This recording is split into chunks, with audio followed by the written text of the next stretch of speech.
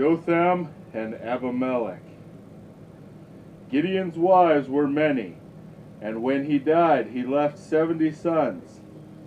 One of these, Abimelech, went to his mother's people in Shechem and said to them, "Do you want all those 70 sons of Gideon to reign over you? Would you not rather it were I alone, who am your near relation?" They agreed that they would rather have him as ruler, and they gave him 70 pieces of silver, with which he hired mercenaries who followed him to Ophrah, where Abimelech slew all his brothers except Jotham, the youngest, who hid himself. Then all the men of Shechem gathered together and hailed Abimelech as king. Jotham heard of this, and he went and stood on the top of Mount Gerizim, and lifted up his voice and cried, "Listen to me, you men of Shechem. The Lord may give ear to you. The trees went forth once upon a time to choose a king, and they said to the olive tree, 'Rule over us.' But the olive tree said to them, 'Should I leave my rich oil by means of which both men and gods are honored, and go be king over the trees?' Then the trees said to the fig tree, 'You come and rule over us.' But the fig tree said to them, 'Should I forsake my sweetness and my good fruit, and go be king over the trees?' Then the trees said to the vine, 'You come and rule over us.'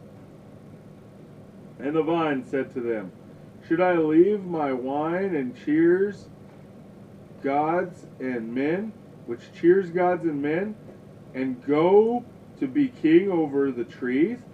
Then all the trees said to the bramble, 'You come rule over us.' And the bramble said, 'If you really appoint me king over you, then come and put your trust in my shadow. And if not, let fire come out of the bramble and devour the cedar of Lebanon.' Jotham went on, 'My father fought for you and risked his life and delivered you out of the hand of Midian. Today you have risen against my father's house and have slain his sons, and made Abimelech, the son of his maidservant, king, because he is your relation. If you consider that you dealt justly with Gideon, rejoice in Abimelech, and he in you. But if not, let Shechem destroy Abimelech, and let Abimelech devour Shechem." Then Jotham ran away, and he went to live in Beer, for fear of his brother Abimelech. After 3 years, Abimelech quarreled with the men of Shechem, who had raised him to power, and Abimelech destroyed them.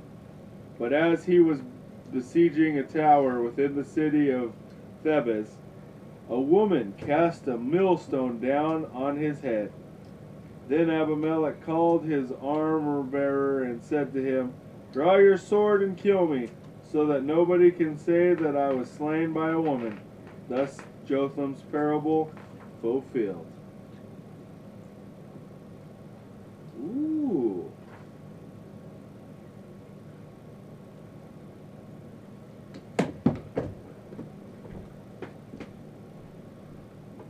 It looks like the season of sin was short for that guy, huh?